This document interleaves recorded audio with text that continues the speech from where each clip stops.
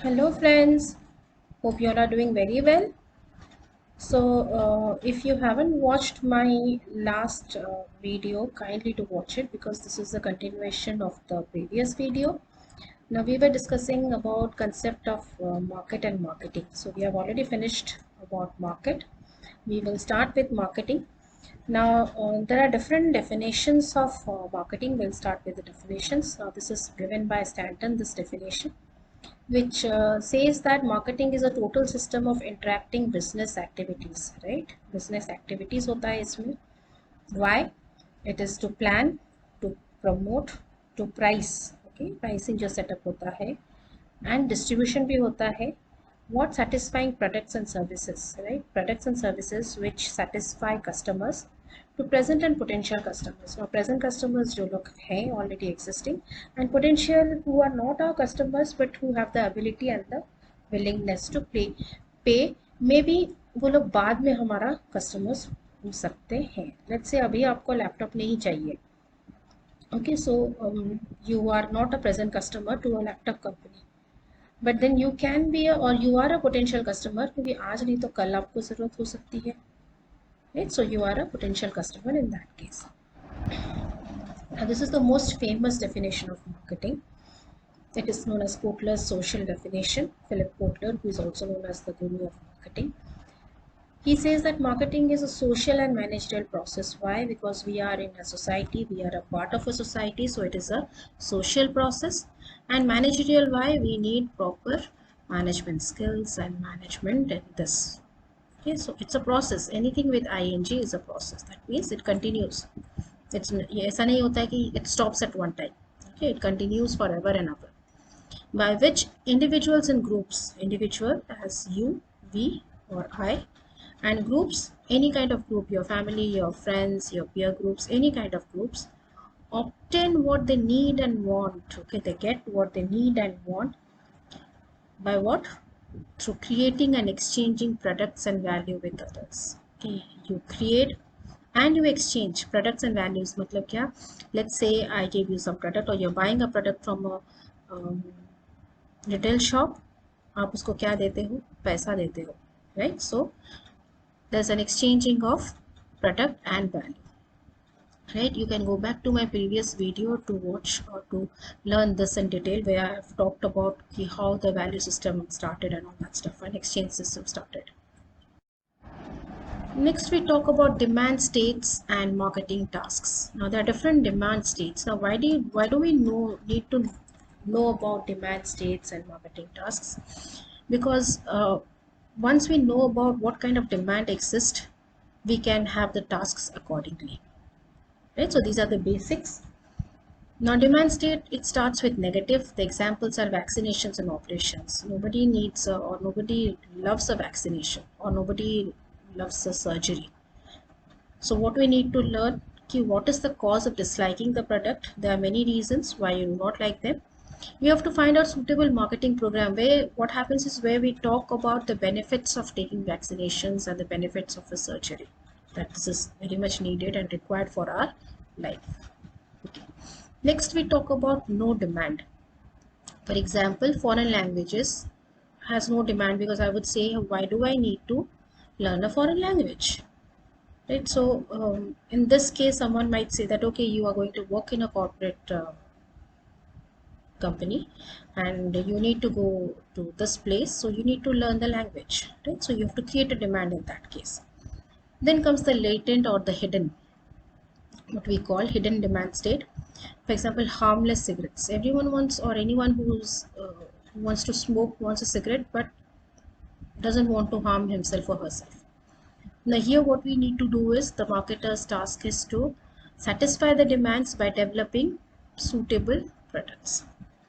Then comes the declining demand. Now any product or service can be declining, right? At some point of time, all products go down. So what you need to do, you find out the reasons, क्यों change हुआ है, or why, what is the reason of this decline, and then accordingly develop suitable measures. Then comes irregular demand, holidaying and museums, right? During official days, And when we have the kids have schools and colleges and we all are busy in our office, we don't go out for holidays. We don't go to visit museums. We don't go for movies, right? So what can be done now? It's called synchromarketing. What do you do in that?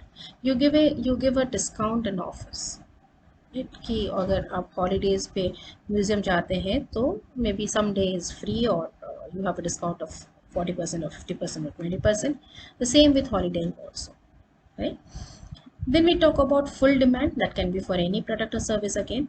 Now here what you need to do, since the demand is full, everything is going on well, you need to maintain your demand and quality, and as well as measure customer satisfaction, which is very important, because basing on that you have to reframe or redo or develop your marketing strategies. Then we talk about overfull demand. Here what happens is it's already over full. That means more than what you can give. Again, it can be for any product or service. Here what the marketers do is demarketing. They reduce their marketing. I mean, they talk a little bit, maybe not, I won't say exactly negative, but the promotion is entirely stopped, so that the demand or is reduced permanently or temporarily. Now let's say the company is phasing out a product, okay, due to maybe n number of reasons, because it's an obsolete product or anything, but then it has a good demand in the market. So then what is done, we do go for demarketing. Then comes unwholesome, which is for alcohol and hard drugs. Here what you do is fear messages, price hikes and reduced availability. So these are the different demand states, and with examples and the marketing tasks a marketer needs to perform. Then we talk about scope of marketing for goods, like the products, any kind of services. You have hotel industry, you have holidaying industry, you have aviation industry, so many services, banking and numbers of services. Events and experiences, event management is something which is really going on very well nowadays. Okay, persons, your legends, your celebrities, places and properties. Okay, your holiday destination, weddings we are having, and then your destination holidaying and all these things. Then organizations, okay, different corporate bodies, information, any information that you want to pass on to everyone, and any idea, anything new, anything innovative, any novel ideas that you want to put it across to all your customers or to the public. Then these are the key customer markets. First one is, we call it consumer markets. Consumer market is a market where individuals purchase products or services for their own personal use. You do it individually, you do it for yourself only. Whereas a business market, it is from one business to another, where one business plans or to reuse or resell another company's products or services. Here in the picture you can see this employee or this person is photocopying some documents in a photocopier machine. Now this machine has been built by some other company, and you can see the scenario, it is an office indoor. Now what he is doing, he obviously is doing it for some other use. So this is what we call a business market. Okay, then comes global markets. Okay, the companies or the produce goods and sell it to some other country, right? They are traded. That is what we call trading basically. Then comes non-profit or government markets, government offices, ordnance factories, army, navy, and other government departments are a part of it. Now this is a simple marketing system. We have two players over here, the industry on one side and the market on another side. Industry consists of a collection of sellers, market consists of a collection of buyers. Now basically, as you just look at the arrows, goods and services are transferred from the industry to the market, whereas money is transferred from the market to the industry. And there are two other arrows, one is communication, another one is information. Communication or promotion is what is basically done by the sellers, so that the buyers or market gets to know about the product, are aware about the product or the service which the seller is offering. Whereas once the seller buys, or once the seller has offered the product and the market buys or the buyers have already bought the product, they give a feedback. That is the information which passes on from the market or buyers to the sellers. In this case, what happens? Once you get the feedback, accordingly, again the industry changes its strategies. Okay, good or bad or whatever it is. Next, we talk about marketing management. What is marketing management? Again, given by Kotler. It is the art and science, right? Art, why? You need something artistic and creative in it. Science, you need experiments. So it's an art and science of choosing target markets, the markets which you want to target at, and thereby building a profitable relationship with them. Profitable in the sense it's profitable for the seller as well as for the buyer. Now I'm not going to go into details about what a target market is and all that stuff, because we'll get to know about them as we pass on, as we move on. Okay, then we have customer management. Okay, you select customers that can be served well and profitably. And demand management, marketers must deal with different demand states ranging from no demand to too much demand, which we have already discussed.